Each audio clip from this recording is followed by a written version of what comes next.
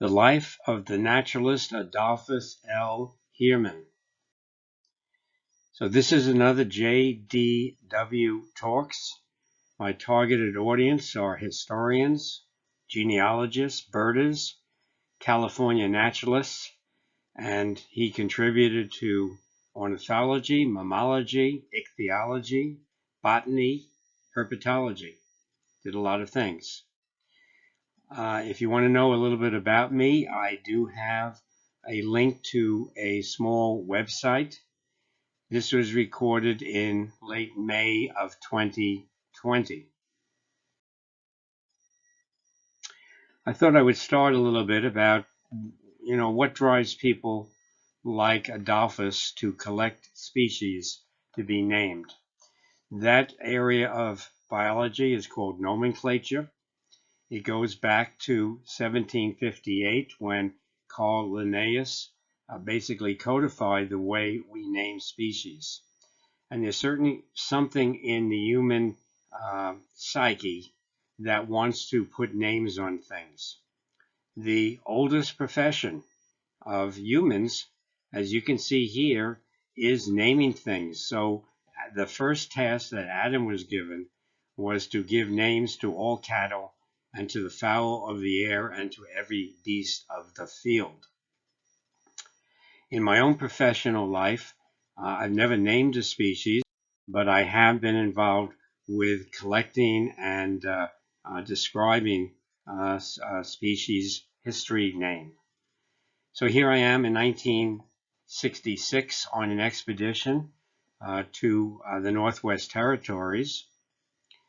It was during the summer. I was a graduate student, risked my life in effect, just to go collecting and helping people collect a specific group of organisms way up in Canada.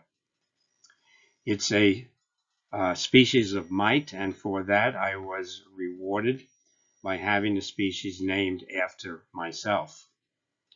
And Adolphus has a number of species named in honor of him. So I have a certain amount of kinship to this early biologist collector. A general overview of his life is that he was born in New Orleans in 1821. He was the oldest of 5 sons. His father died before he was 13. The estate was valued at $200,000, and equivalent to millions today. He was educated in private schools in the United States and Europe. He was a physician, a member of the prestigious Philadelphia Academy of Natural Sciences, made 2 trips to California collecting wildlife, one for the U.S. Army Railroad Survey, and he died in Bexar County, Texas in 1865 at the age of 44.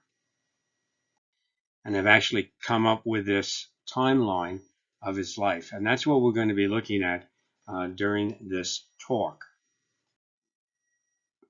This is the second of 2 talks. The first one was on genealogy standards and the biographies of A.L. Heermann. And I was able to find, as you can see here, his birth certificate and his death certificate, something that no other biographer had found and published about it. So that this part of the timeline, that where he was born and the date and the date of his death is not going to be in the literature that you find on Adolphus. And you can see why I arrived at these 2 numbers, these facts, based on my original PowerPoint presentation for Adolphus. So what I'm going to do here is I'm going to tell you about his missing early years that his biographers didn't know anything about, his California collecting trips, his collected species new to science, and then his last years. And I hope the take-home message here for you is a little bit of information about California flora and fauna, and also about Adolphus's achievements during his life. The reason I know his early years is because when his father died in 1833, the estate went into probate, and it remained in probate until the youngest son reached 21. So the probate file has almost 600 pages of information. The file is online and free, and it is filled with bills that were paid, and you can trace the family as they traveled around and build the probate estate. So I know from the probate that two of the sons, probably Adolphus and Theodore, were shipped up to the New York area, and there is a bill for education at the Skinner Boys' School in Connecticut. Then the family in 1836 went to Europe, and Adolphus and Theodore came back to the United States on August 15th, 1842. So let's look at that part of the timeline. This is the Skinner house where he educated, exclusive educator of boys. It's now part of Yale University. So it must be very close to the main part of the campus, and Adolphus was early steeped in learning and probably science as well. When he did come back from Europe, I was able to find him on a ship manifest, he and his brother. It's interesting to see this. There he is, Adolphus Heermann. His brother is underneath him. And what's their profession? Gentlemen. That's a nice profession to have. Gentlemen. A year after he came back, he joined a, quote, expedition to the Rockies. And this is a very interesting expedition. I can see why he might have wanted to join it, but in the end, it probably was something he tried to keep quiet. So in 1843, he and his brother went on Sir Stewart's expedition to the Rockies. And there was some confusion among his biographers as to what that was. Whether he had gone on a Fremont expedition to map the West, military expedition, which would have been pretty prestigious and great for his budding career as a biologist, or something else. And certainly would be a feather in his cap. So maybe he kind of shaded his story. I don't know. That's, conjecture. For a serious scientist, it might not be the best idea to say they were on that bizarre trip to the Rockies with Sir Stewart, especially given the slanderous innuendos that circulated after the trip in the newspapers. And a huge number of books have been written about the Stewart Expedition.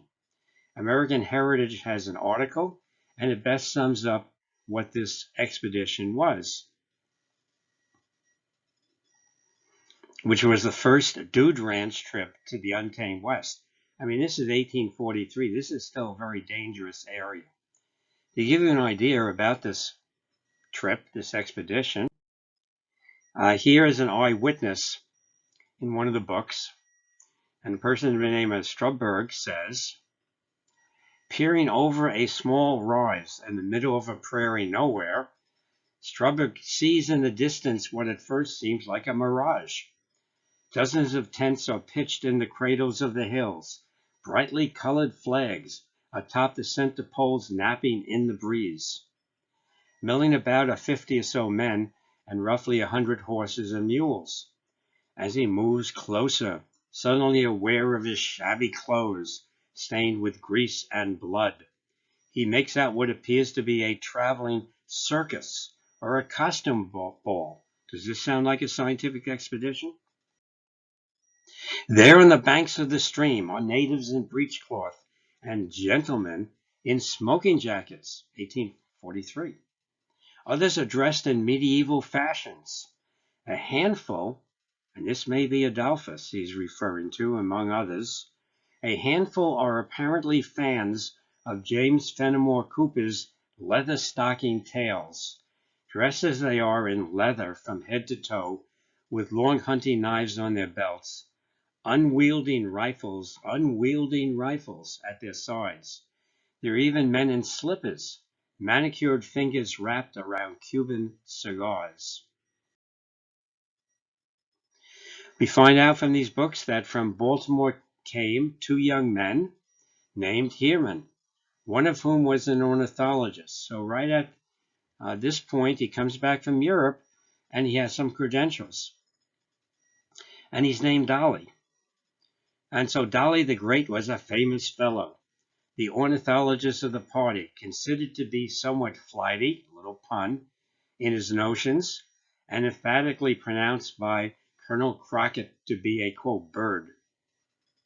The interesting thing is this, that there's a sketch there. The sketch is accompanied by this, that a sketch of Doll Heermann and his eccentric dissatisfaction with the journey.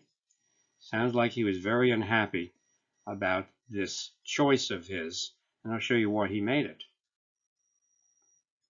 And so here we have on the right the picture on that in that book about Doll, it could even be Dole Heermann, and on the left is another sketch by the same artist that I found online.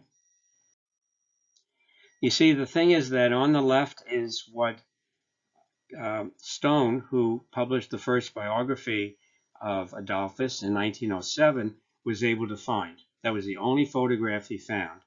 And it was in the possession of a gun store. Adolphus and Kreider collected together. Kreider was the gunsmith at the time. And so this picture tends to color people's views of Adolphus. Casto in 1997 found another photograph, I think in the nephew of Adolphus's papers, and you can see it was completely different perspective. You get a different idea about him. So there he is in leather, in an unwielding gun, etc., and he's actually in a fake beard and fake hair. At least the beard is accentuated with a large amount more hair. So there was a lot of dissension among that group that went out west, and 13 turned back on June 7th, tired of the autocratic rule of Stewart. At the end of the trip, they broke up into two parties, lots of dissension and, quote, slanders. And my gut feeling is that probably Adolphus was right in the middle of all that.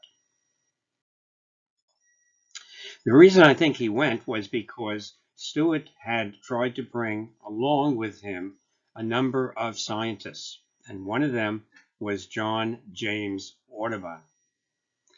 And Audubon, according to one of these books, planned to meet up with Stewart in St. Louis, and Stewart was traveling by steamship from New Orleans, and then continued with them, with his party, up the Missouri River to the Yellowstone. But the steamship wrecked just south of the city, costing Stewart not just his equipment, but his faith in steamboats. And so in a matter of hours, he made this quick decision. He decided to abandon the water route and make for the Rockies overland instead. Well, Audubon wasn't going to go by land. The book says that though Stewart apologized to Audubon for the change of plans, offering him 5 mules and a wagon for the journey across the plains, it wasn't enough to entice the great artist, who at 58 was already in marginal health. I think Adolphus was counting on Audubon to be on that trip. So here's a portrait of John James Audubon in 1843. An interesting person, great artist, great biologist, lousy family man. Abandoned his wife at times, was bankrupt a number of times, and was known as a flirt.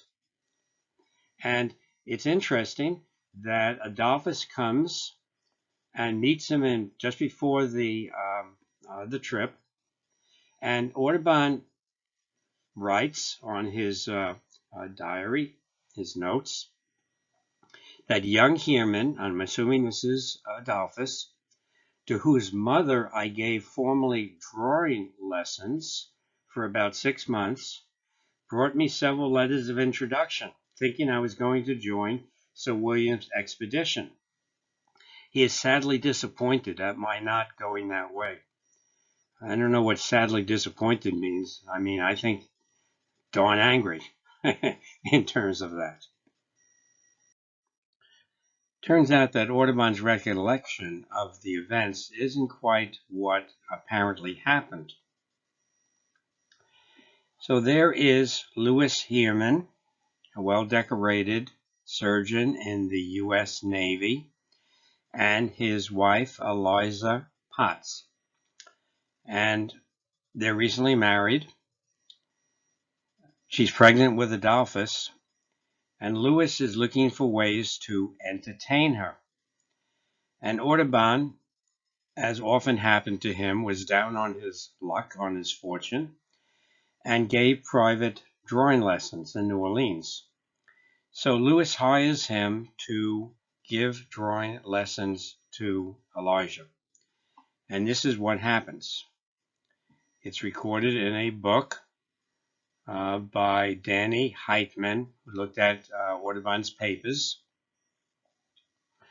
And it says, just before his arrival at Oakley, Audubon's journal records or records his dismissal by Dr. Louis Heermann. So he was fired. In fact, he wasn't even paid for what he did. So he records his dismissal by Dr. Louis Heermann of New Orleans, who had hired Audubon to teach drawing lessons to his wife. Hermann's wife had accused Audubon of making advances toward her, which Audubon saw as revenge for her unreciprocated advances toward him. So an interesting piece of history. So let's continue on our timeline. He comes back from this fiasco. He becomes a medical doctor, becomes a member of the prestigious Philadelphia Academy of Science, meets all the important people, goes on a collecting trip to Florida, decides to go to California for 3 years to collect, comes back to Philadelphia, is chosen to be a doctor on one of the Pacific Railroad surveys, and then buy some lands in Texas. And that's what we'll look at in more detail next.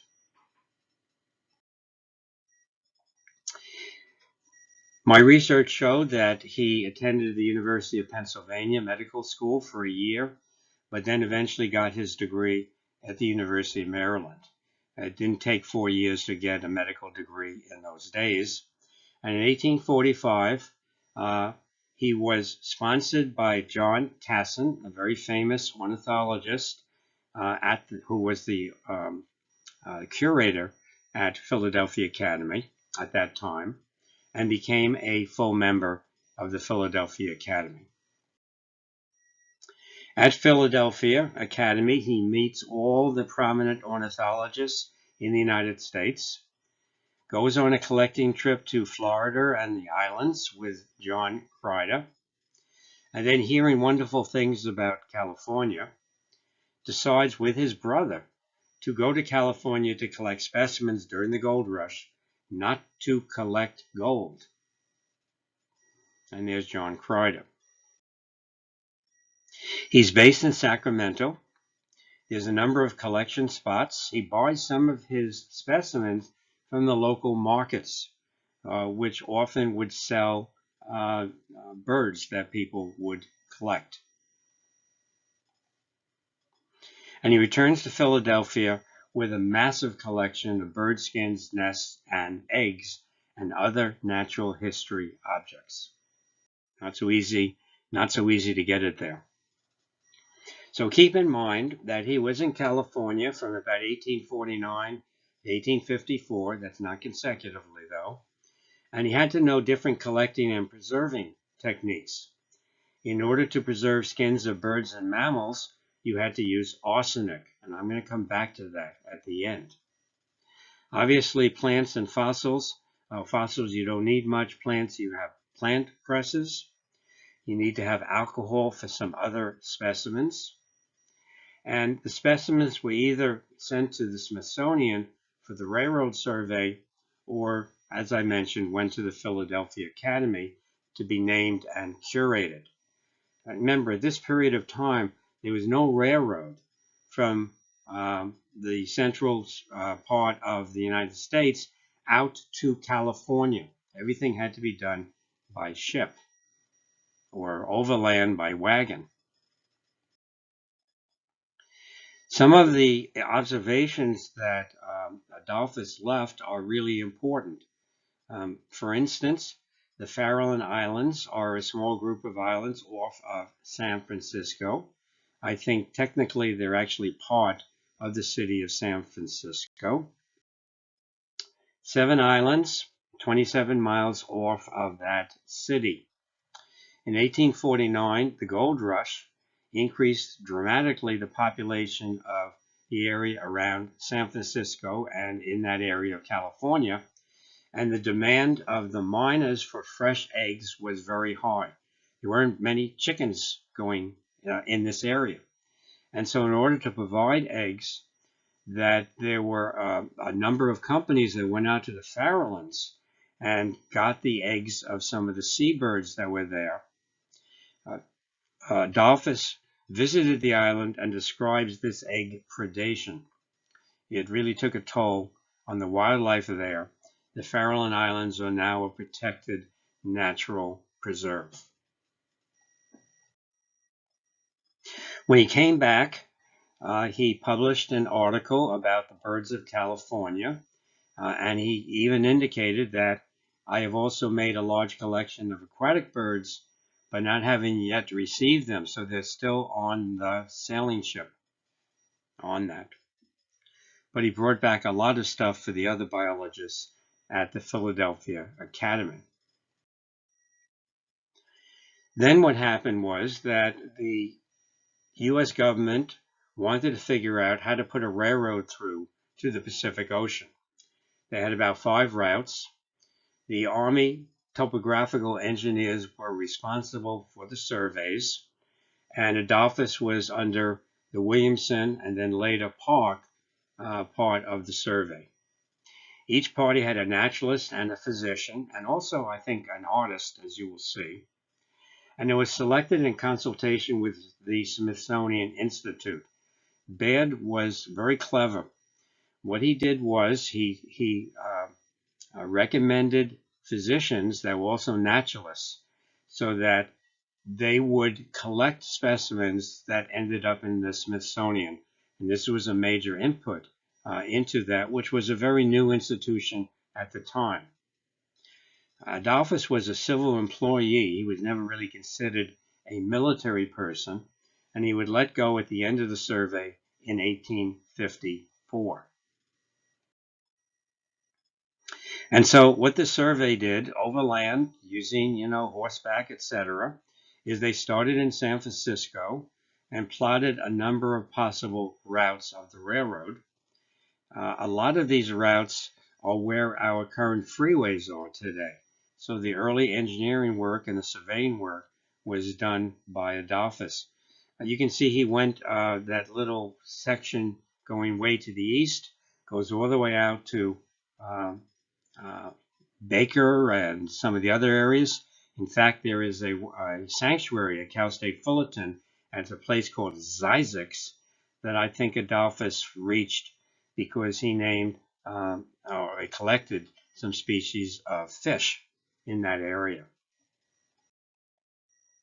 So here is one of the pictures that are in the report of these railroad surveys. They made lots of copies of these. These are, unfortunately, were cut up, but that's the nature of book sales to some extent. and I was able to get a couple of these photos, these plates from the books. So Signal Mountain is in the distance. That's actually in Mexico, and it shows the military survey of the area. After that, Lieutenant Park picked up the survey and went across all the way to San Antonio, in which made an impression on Adolphus. He bought a ranch there, and then eventually everything went by ship up to the Smithsonian, etc. Now, one of the observations, and I'll show you that Adolphus didn't just collect, he also made observations of nature, was about this behavior between Heermann's gull and brown pelican. In fact, often when you see a brown pelican, you'll see Heermann's gulls alongside of them. And I want to show you, it's not a good picture. It's actually a film. It's too bad I don't have the equipment that I have now back in 2014. You're going to see some brown pelicans diving for food, and immediately what's going to happen is the Heermann's gulls are going to mob it to try and get that fish out of its pouch. Okay? And especially the action will be on the right. Now here we go, short film. They dive, look at all the gulls come in. Especially on the one on the right, they're trying to get the fish out of the bill. Very close to the shore actually, but that brown pelican was successful, obviously, with swallowing something. So in his railroad report, this is what he says about that. We call that behavior kleptoparasitism today. And it's a very famous quote.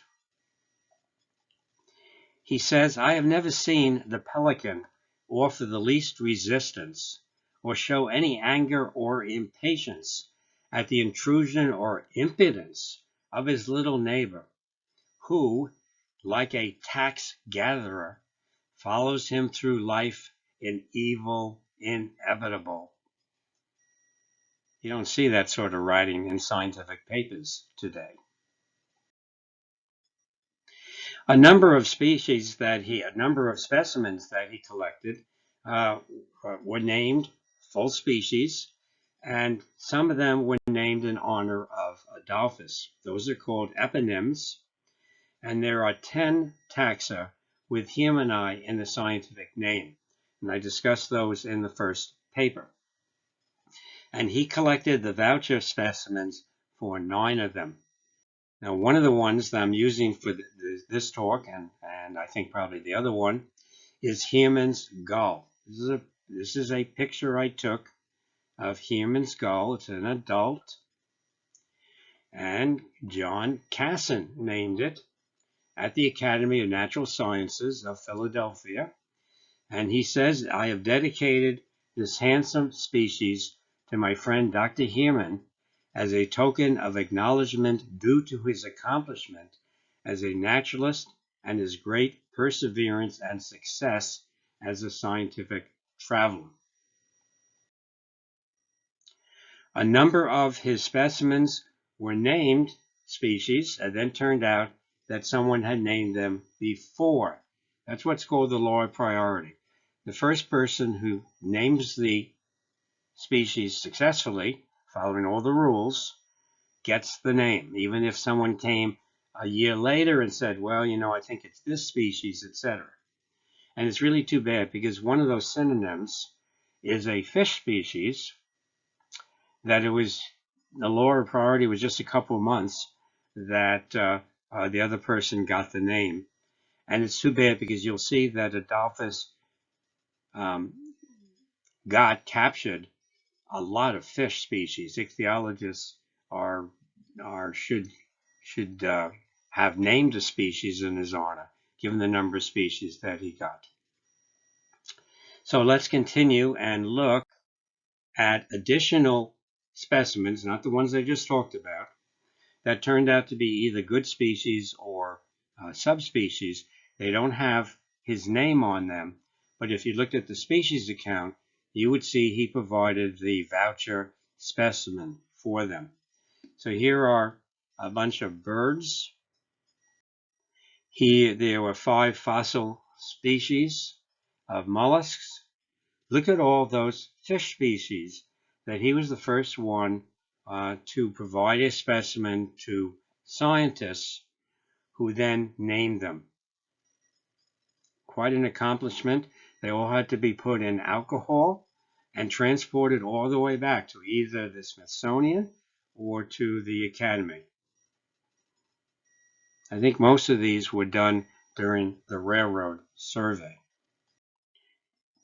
A number of reptiles, as you can see, that he had the first specimen of.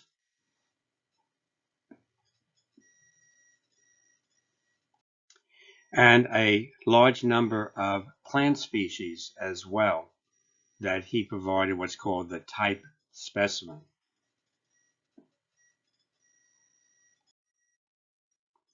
He did try his hand at naming species himself. He tried to name 3 species. Not so easy. The first one he called the mottled grass plover. It's not a plover. Mottled grass plover. And picture, I think I'm not quite sure where that picture comes from. It may not be the railroad survey. And it turned out that this bird had been named previously, and the Lord Priority says you don't get the name, Adolphus. This is our buff-breasted sandpiper. In the railroad survey, he mentions California grebe. Tried to name that as a new species. This is our eared grebe. Adolphus never saw it as in breeding plumage. He thought it was a new species. That ends up being a subspecies. So the eared grebes in our area in California, the subspecies has Heermanni on the name. I'll blow that up for you to see. This is in the railroad report. This is one of the things I got. He also decided that another grebe species was a new species. He called it the lineated diver. This is our pied-billed grebe, and it was named quite a long time before Adolphus thought it was a new species, and that doesn't hold up, therefore. Adolphus also cataloged in 1852 the very large egg collection at the Philadelphia Academy of Natural Sciences, and he is credited with initiating the term Oology for people who study bird eggs. So we're at the end of this timeline. Adolphus, I indicated before, bought a ranch in the San Antonio, Texas area in 1854. I know that he visited Philadelphia in 1862. He probably visited New Orleans then as well, but he was showing signs of really bad health. And he died on September 27th, 1865 in Bexar County, Texas. So let's look at that in more detail. I did extensive research on Adolphus in order to do what I did on that first talk I put online. And I saw that he bought a number of acres of land southwest of San Antonio in 1854. His brother joined him. They're both physicians. And his brother bought 738 acres. Interesting, the discrepancy in price.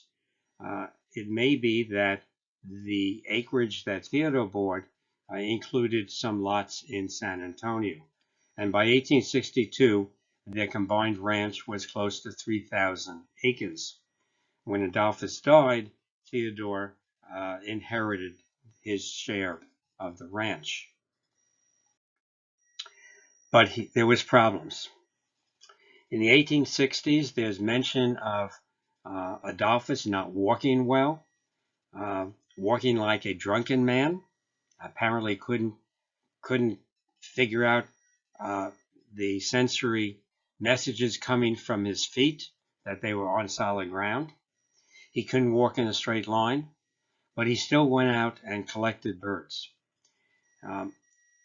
Dresser reported when he lived with Adolphus in 1864 and 65 that they would sometimes strap him onto a horse to go out and collect. Towards the end, it appeared that his writing started getting shaky, and then he stopped writing entirely. And the general feeling of the biographers was that he had a late stage of syphilis. But I'm not exactly sure about that. Little was known about the cause of that disease in the 1860s, and there are other symptoms not noted in Adolphus, like sensitivity to light. If it really bothered him, I don't see him going out collecting. There's no cause mentioned for what Adolphus had at the time, and the definitive test for syphilis wasn't discovered until 1906. So I presented all of these symptoms to a neighbor of mine who's a medical doctor, Dr. Paul Strauss, and he came up with some possibilities other than syphilis, which it could very well be, for the symptoms he was shown. And what attracts my attention, of course, is chronic arsenic poisoning. So one of the risks that biologists were taking in the 19th century was that in order to preserve skins of birds, you used arsenic. And arsenic is a poison. In fact, I found this notation that the ornithologist Robert Ridgway, that California birders are now familiar with because our clapper rail was renamed Ridgway's rail based upon DNA, that Ridgway, who was a Smithsonian curator, had problems. And I quote from this book, and the book says that arsenic he was using was especially problematic. Besides suffering its depressive effects, workers could experience other short-term physical ailments when preparing study skins. Arsenic could render one's hands nearly immobile. Ridgway wrote to Baird in 1883, having his wife dictate the letter, that he recently had to stop preparing bird skins because his hands were so painful that he could no longer put his own clothes on. Adolphus prepared lots and lots of specimens of skins. In fact, he gave a number of specimens to Dresser, who returned to Europe where he was based, and those specimens are at the Manchester collection in England.